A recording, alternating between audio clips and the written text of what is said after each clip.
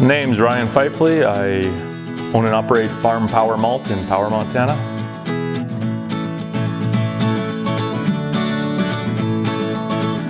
Between my dad and I, we have two separate farms, but we work together, of course. We're harvesting roughly 4,000 acres. Maybe a quarter of our operation is barley for cores.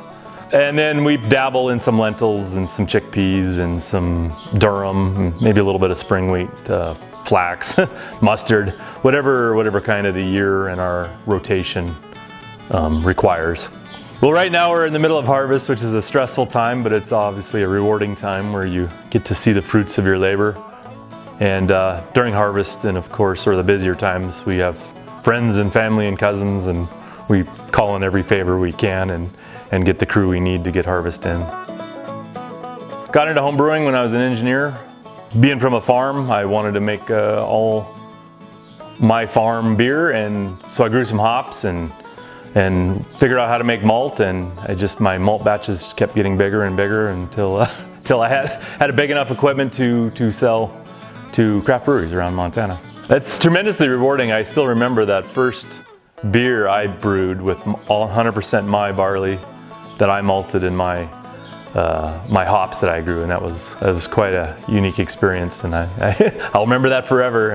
And I get that experience every day when I sell to breweries and then go to try that brewery's beer and see what they create with it. Brewers are some of the most creative people on the planet, so it's just a blast to see what they can do, take the product from our farm and see what they can do with it. So that's tremendously rewarding. This is my malting drum.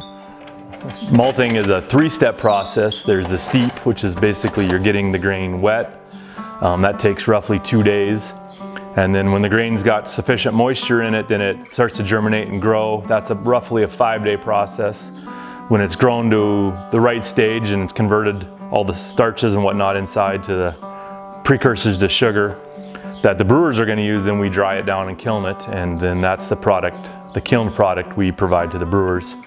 The brewers bring that in the brewery and obviously make the beer. One interesting thing I found is you can actually take the same barley and make probably 50 different malts depending on how you process it through the malting equipment. So that's fun. That's where the art comes in, and that's where science comes in as well. You know, every small community has their families and their farming families, and everyone knows them. So if you can put on your board that this is so-and-so local family's wheat or barley that's in this beer, that just creates that super hyper local connection, and I hope we do that with everything, not just beer. I hope we do that with meats and breads and foods and everything down the road. I think that would be a good thing for everyone.